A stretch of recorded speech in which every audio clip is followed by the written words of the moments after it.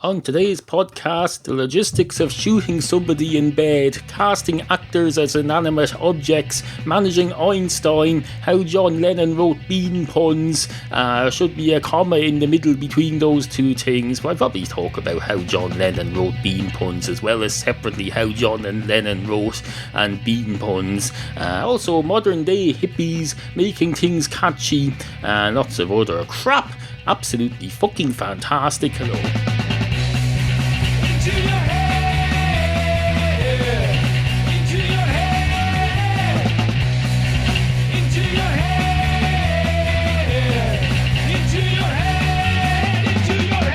I've always been a great believer in the dictum, throw a spanner in the works and see what happens when it jerks. Now, that's just a rhyme. I've adjusted the saying to make it more rhymular, to make it poetic in format. Because that's how you drill things into people's heads. You make it rhymular. You make it catchy. Every musician since 1952 has known this. If you want to get something into someone's head, first thing you do is form it into a rhyme. You say, oh, let's... John Lennon was good at this. He'd say, oh, let's not have any war. Oh, what are we doing it for? This isn't the real John Lennon lyric for legal reasons. This is just an example of what he might have written. Oh, what are we at this war? Oh, what are we doing it for? Oh, how did we manage before? Oh, we started these wars. Oh, there's a fella with a gun. I hope he's not going to hurt anyone. And then he got shot dead. Got shot in the head. Poor bastard got shot in the head. John Lennon did not deserve to get shot in the head unless there's something I don't know about him that changes that. But as far as I know, he's innocent until proven guilty. He was innocent of whatever it is that he might have deserved to be shot for until proven guilty. For Christ's sake, give the man a bit of justice, natural law and justice and all the rest of it. Don't be going around saying someone deserves to get shot. Oh no, people like to do this and say that fella should be shot in the head. He should be shot in the head until he falls off his bed. Now there's a question for you. Well, it's not a question yet. I'll formulate it into a question.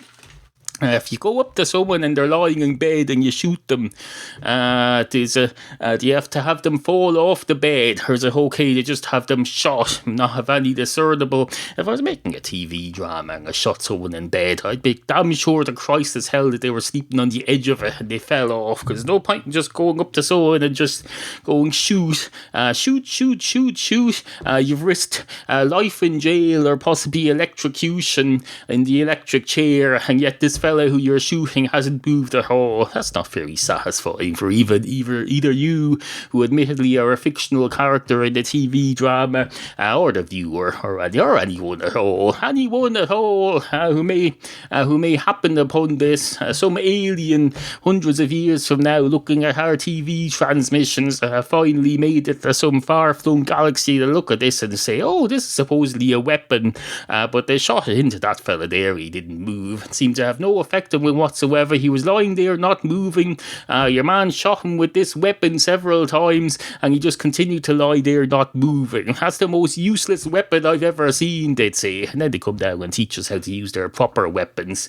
And then next thing you know, we'll have lasers, things that make you jump up in the air when you're shot if you're not moving, and things that stop you moving if you are moving. A bit of drama. What's the point in all this drama if it's not dramatic? It's like anything. Everything is like anything. Anyway, hello and welcome to the show. Two cats walk into a bar. One of the cats goes straight up to the bar counter, and the man behind the bar says, oh, wasn't expecting you here tonight. And the barman says, me neither, it's an emergency. There's a two somethings walk into a bar story later in this episode that's already being made, and it's not up to standard. So this is an emergency 2 cats walk into a bar story. We're back to basics, back to the cats. It's just, it all started with 2 cats walk into a bar. So back to, when in doubt, you go back to basics. You go, 2 cats walk into a bar. One of the cats goes up to the bar counter and says, hello, can I have a pint of your finest Guinness, please? And the man behind the bar says, oh, so that's what you're going to do now. You're going to walk up to the bar and say, can I have a pint of your finest Guinness, please? And the cat says, indeed, that's what I'm going to do now. Anyway, can I have a pint of your finest Guinness, please? And the man behind the bar says, certainly, sir. Would you like a pack of peanuts with that? And the cat says, certainly not. By law, that pint of Guinness should be full to the brim, so there shouldn't be any room for any peanuts in it. And the man behind the bar says, no, I'm not proposing to inject them into the beverage. And even if I did, I'd just get a glass that's larger than a pint and make room for the nuts in there. Although now that you mention it, there's an idea. There's a possibility there. You could design a glass that's got some sort of a metal rim around it that you can hook a little pot onto the side of and put your peanut snacks in there as a novelty. And the cat says, that's one of the most terrible ideas I've ever heard, but I don't want to discourage you from coming up with more ideas, because that's how great ideas get made. I'm sure one day Einstein was sitting there going, I wonder what would happen if cats could fall backwards and something. Whatever, I can't think of a proper example, but what if Einstein had come up with something stupid one day and someone had said, that's a terrible idea, never use your brain ever again for anything. That could have, imagine how different the world would be now if someone had discouraged Einstein like that. So I'm not going to discourage you. And the barman says, thank you very much. I must say I appreciate and like your attitude. And the cat says, or catitude, would that be what you call it? And the barman says, no. I know you're not a standard cat, you're a humanoid talking cat, but if I was going to apply characteristics to a normal domestic cat, I wouldn't apply one where they're being all positive and encouraging of somebody. No offence. And the cat says, none taken. The vast majority of people who don't have cats are under the impression that they're selfish cunts, or that we're selfish cunts rather, and I understand the stereotype. And the barman says, good. Anyway, here's your Guinness. And the cat says, thanks. And the barman says, you're very welcome. And the cat says, no, I was saying thanks, TANKS. And the barman says, excuse me. And the cat says, you're excused. Anyway, I was thinking maybe you could have tanks of Guinness. Tank cards is what I'm thinking. Maybe I abbreviated it wrongly to tanks, but tank cards, like in the old days, you used to see, well, you didn't used to see because you weren't around in the 16th or 17th century England and Ireland when they used to drink beer out of tank cards. Basically a big jug type thing, a big huge glass with a handle on it, rather than those pussy type stupid straight pint glasses they have today. Maybe there's an idea for you. Bring back tank cards. And the barman says, as far as I'm aware, they never went away, as far as I'm concerned, because we never had them. If you never had something, how can it have gone away? And therefore, how can you bring it back? And the cat says, I think you're getting a bit too wrapped up in the linguistic logistics of this rather than the idea itself, if you don't mind me saying so. And the barman says, why would I mind you saying so? Why would I mind you saying something that I don't fucking understand?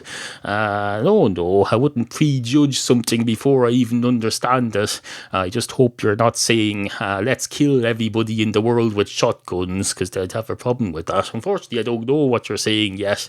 And the cat says, well, maybe you never will. And the great night is had by all. And the cat says, so that's pretty much the sort of cat story we're going to do today here, to make up for the poor story that's later. And the barman says, okay. So are you going to reenact the cat story that you've just recited to me? And the cat says, no, we'll do a better one than that. And the barman says, okay, I'm a bit tired though after listening to that story you did there. It's almost as if I was in it.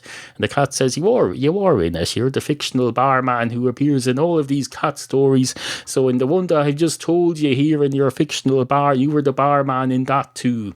And the barman's head explodes, and the cat says, Christ, we're going to have to get a new barman now. And a great night is had by all.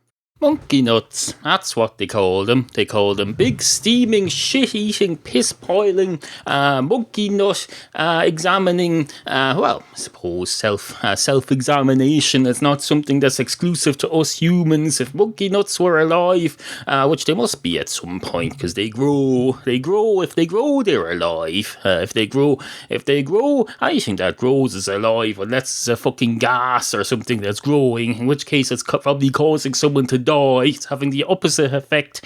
For gas, as I understand it, fills and expands to occupy whatever space is available to it. Or is that water? No, water spreads out, it doesn't expand. Water does not expand, it spreads out. It spreads out like in the last scene of Breaking Bad when the cops are spreading out. Spoiler alert, I've just told you there's cops in Breaking Bad. There's cops, I presume they are anyway, copular cops going around copulating all over the place. Is that what you call it? If you're going to be disrespectful enough to refer to your hard-working, life-risking police personnel by such vulgar slang as cops, you might as well go the whole hog and say they're copulating all over the place, by referring to police activities as copulation. You might as well go the whole hog, or else you can go the opposite and stop calling them fucking cops and it's talk like an adult. You're not a 12-year-old watching some movie. No, you're an adult watching a sophisticated drama about meth dealing. If you don't mind, I'm going to fade myself out there. The rest of that segment isn't all that fantastic. You're not missing much, don't worry. It is an editorial decision. I'm not editorialising. Editorialising is a different thing. In fact, editorialising was what I was doing in the previous segment, but that's not what I am cutting out. No, it's not the fact that I was I reserve the right to editorialise and see nothing wrong with it. It's just that the subject matter, or the rest of that segment that you didn't hear, was not up to scratch, not up to standard. As the standard is there, just at the top of this pink box full of stationery and wool. Then the preceding stuff that I cut out was down around the top of that white cabinet there, which in itself is not much of a cabinet. It's a shitty flat back piece of crap from IKEA or somewhere, some piece of cheap shit, but it does the job. Not as much job involved in just sitting there and being full of stuff. And in fact, doesn't do that job very well, because the bottoms of the drawers are all ripped out. Fortunately, if you have a chest of drawers with 3 drawers in it, and the bottom of 2 of the drawers are ripped out, you can just treat it all like one joint drawer and just chuck all the stuff in, and it lands at the bottom of the bottom drawer, and you just fill it up like a giant slidey out box, or a drawer, to put it another way, or a piece of cat piss, to put it another way, but not a very useful way, because it doesn't mean anything. You can put everything there's thousands of possibilities and conjugations that you can put things in. It doesn't necessarily mean you should. You should stick to stuff that people are going to understand. So we won't call it a piece of cat piss, because that'll just cause confusion or lack of understanding, or worse still, misunderstanding that you don't know about. You might misunderstand it and never find out that you've misunderstood it, and then you'll go around the rest of your life thinking, I've got a piece of cat piss in my house in which I store stuff. Not that that would affect your life in any way, or would affect your impression of me. And if you ever do business with me, or you ever have the opportunity to consider doing business with me, it'll probably lower my whatever you call it, my standing in the trade community. really, so to speak.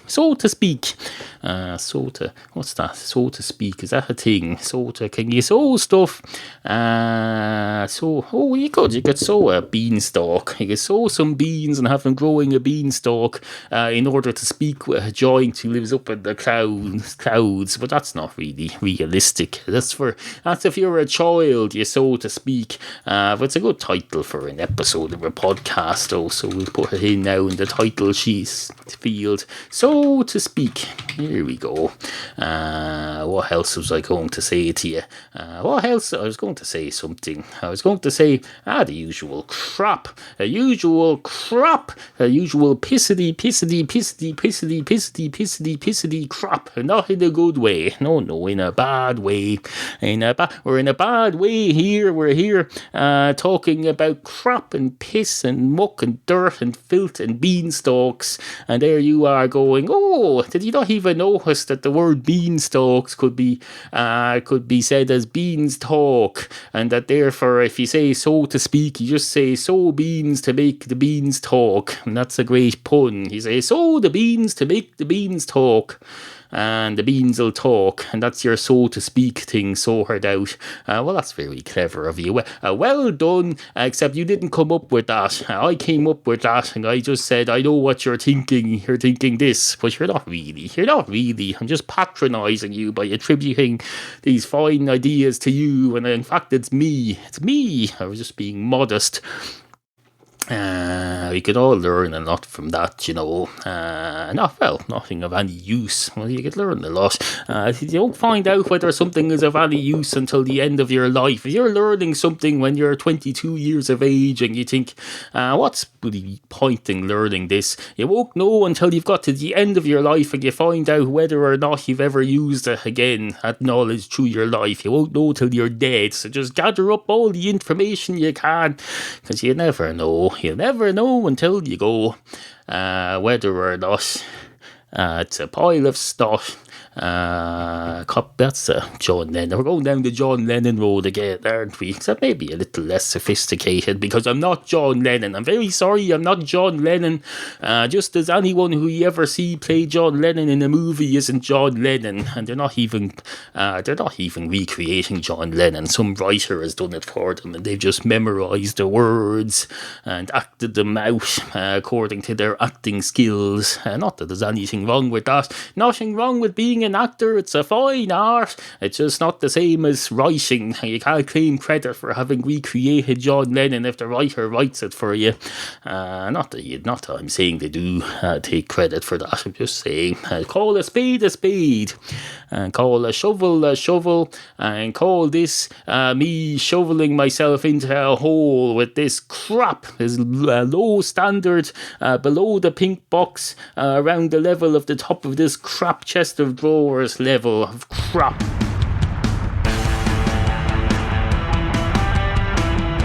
Support the podcastual arts at no cost to you, just by sending Neal money. Visit intoyourhead.com and click on the tip jar to make a once-off donation. intoyourhead.com. Remember, we value the opinions of you, the humble and ignorant listener. Email studio@intoyourhead.com. studio@intoyourhead.com. Matchstick cats. Matchstick cats. Matchstick cats. Matchstick cats and stuff. Are you a cat? Or do you know somebody who might be? Then tell yourself about Matchstick Cats, Neal's webcomic. Brand new episodes at intoyourhead.com. intoyourhead.com. Once upon a time there was a fish, bog standard fish, probably a cod, I don't know, whatever was common at the time. Cod was common at one point, but I'm not sure if it's all that common anymore, because they're always going on about the sea being short of cod, and they substitute cods with other things. They say, there's not enough cods in this area, let's put in some scampi or something, I don't know. And you look at the scampi, or you look at the packet on the scampi, and they agree ingredients, especially if you get the cheaper frozen scampi. It says half of this is scampi, the rest is other fish, unnamed fish that we put into it.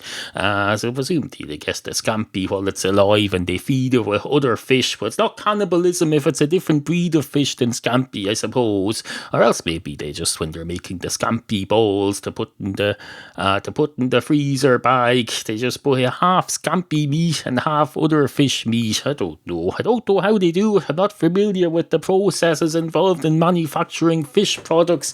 All I know is you look at the label on these things and it says, contains at least 50% scampi, and the rest is something else. Surprised the EU doesn't make them call it scampi and something else, because if you make anything else in this frigging continent, you're expected to label it properly. They'll say, that's not a cat. You can't label that a cat because it's been it's got 10% tiger blood in it, and you can't call a tiger a cat because for safety reasons.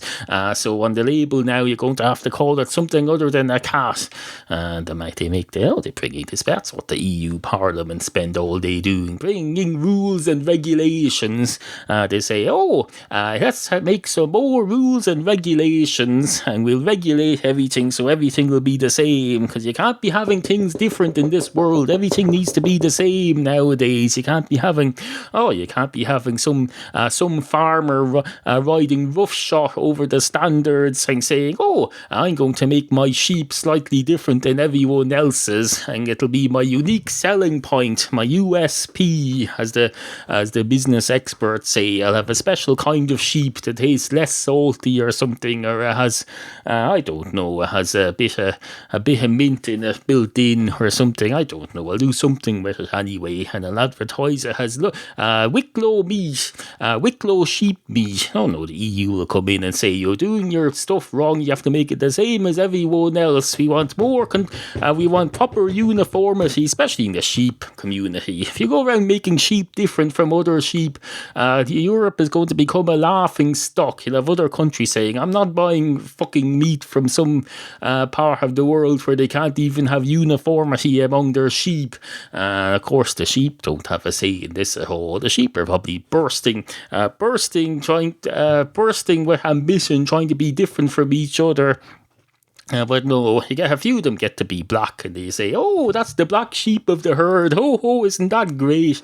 I wonder, does he go off and become join the circus or something? He does not. He goes off and gets slaughtered like everyone else, or if he's lucky, he gets to be a dairy sheep, and they milk him for sheep milk for people who are allergic to milk or something, or they keep him there to grow wool or something, or both. I don't know. Probably get slaughtered eventually, though. It's just like everything. As I said earlier, everything is just like everything, and sheep are no different. In fact, they're even less different than anything else. Anyway, two actors walk into a bar. One of the actors goes straight up to the bar counter and says, "Hello, can I have a pint of your finest Guinness, please?" And the other actor walks around to the back of the bar and says, "Certainly, sir. Pint of your finest Guinness coming up." And the actor says, "Thank you very much indeed. Thank you very, very, very much indeed." And the producer shouts, or the director, whatever you call him, shouts from behind the camera, "No improvising for this scene, please. We spent 3 hours last week breaking this scene, trying to get it right, and getting the writers to work on it very carefully. So please don't make changes on this occasion, if you don't mind. Thank you very much." And the actor says, sorry about that. We're trying to inject a bit of art and personality into the scene. I'll just carry on being a sheep and do exactly what I'm told, and just sit here like a cardboard cutout who can talk." And the director says, "That sounds like that'll work. Be a cardboard. Well, actually, that's what we'll do. We'll get a cardboard cutout. You can go home now. We'll get a cardboard cutout instead, and see how that goes. And we'll get you to record a voiceover for it later." And what you call it says, where do I come into this? And the director says, well, you're just a bar counter. You're an inanimate object in this program.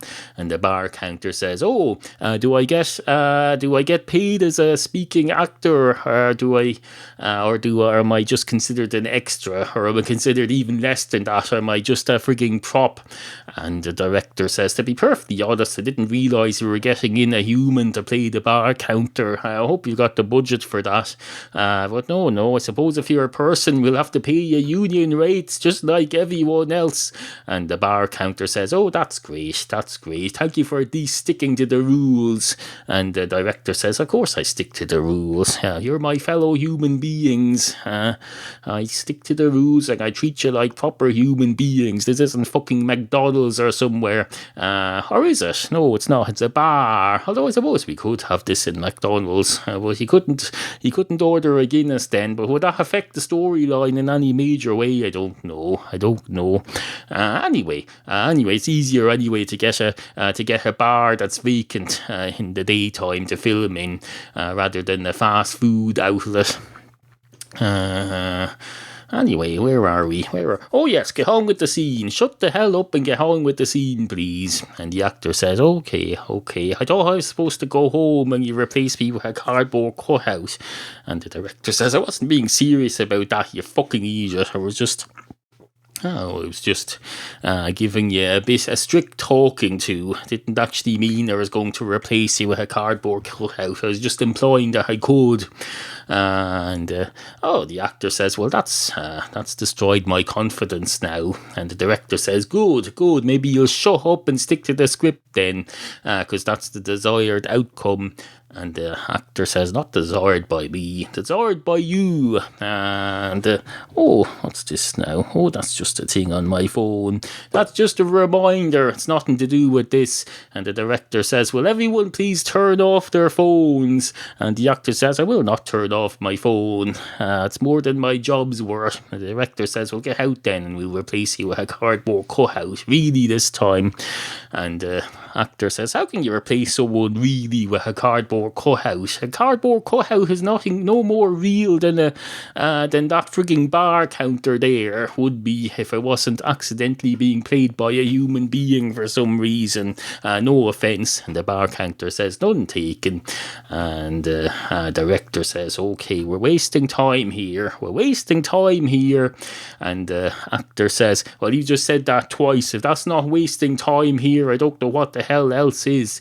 The director says, it's my job to decide when time can and can't be wasted, not yours. Now shut up and do what you're told.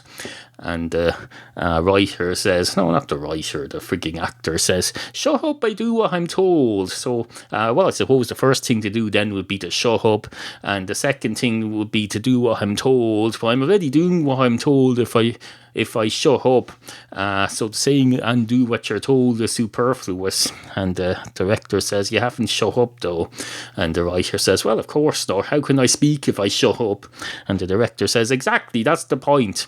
And a great night is had by... Oh, yes. And the actor says, oh, a pint, is it? That's my point. That's your point, is it? A pint of your finest Guinness. Here you go. Why don't you just have the barman give it directly to you and leave me out of it? Replace me with a cardboard fucking cutout. Maybe we can sell it to Guinness as some sort of weird commercial or a product placement. And the director says, this is already a product placement that's being paid for, but you're wrecking it by making hames of the whole thing and making fun of the sponsor's product. And the writer says, oh, sorry about that, I didn't realise that. Anyway, and a great night is had by all, or something. Whatever way you want to end it, fade to black. I don't know. How do you end a bar story that's in a fictional bar with actors? I don't know. Probably not very well if the actor's not very good and the director can't control them. But then who am I to say? I'm not in the acting industry. I don't know how these things work. I'm not involved in Hollywood in any way whatsoever. I did almost go to Hollywood once, and then I heard the Billy Joel song. I said, say goodbye to Hollywood. Say goodbye, my baby. baby. Say goodbye to Hollywood. Say goodbye, my baby. And then I thought, people seem to be trying to talk me out of this Hollywood. I was in Los Angeles or in the vicinity thereof for a mere couple of days. Had limited time, and everyone said, don't go to Hollywood. Don't be a fucking tourist. And I said, I am a fucking tourist. And they said, yes, but if you're going to be a tourist, and you might as well go somewhere proper, not be going to Hollywood or Disneyland. Go somewhere else. So we did go somewhere else. We went to Walmart. I'm still wearing a t-shirt I bought there. It's absolutely fucking fantastic. A long sleeve t-shirt of the type that a hippie kid would wear, wherever you the modern day equivalent of hippies are. I don't know. What's the modern day equivalent of a hippie? Is it that thing that Mark Maron gets accused of being? What's that thing? The thing with the hair and the beard. I forget what they're called. I don't know. Probably not, because they're hipster. Is that a hipster the same as a hippie? Probably not. It just sounds a bit like, just because there's hippie. I knew a fella called hippie once, now that I think about it. Or at least I think I did. I think I knew somebody who knew somebody called Hippie. Wasn't his real name, but then neither is Hippie a real title of these people. That's just slang. Although it's been around long enough now, it's probably officially in the dictionary. So anyway, Billy Joel goes, say goodbye to Hollywood. Say goodbye, my baby. Say goodbye, my baby. Say goodbye, my heart. I preferred his one where he goes, I seen the lights go down on Broadway. I watched the something fall. Something. But we went right on with the show. As parties about the time that New York went bankrupt almost in the 70s. He said, Christ, New York's going bankrupt, but I still like it, so fuck off with your crap. What else was I going to say to you? Incidentally, hello anyone living in the North New York, New Jersey area. I don't think I've ever referenced you before, except that time when I'm flying home from Los Angeles, I recorded myself urinating in the plane over New Jersey or Pennsylvania, I forget which, or thereabouts. Couldn't pinpoint the exact area. I didn't have a navigation equipment with me. All I had was the pilot's occasional announcements. But somewhere over the New Jersey area or the Philadelphia area, I think it was New Jersey. I went into the toilet on the plane and recorded myself pissing on my portable voice recorder. I uploaded it somewhere at some point, and that was my tribute to the people of New Jersey. Anyway, good morning. Into your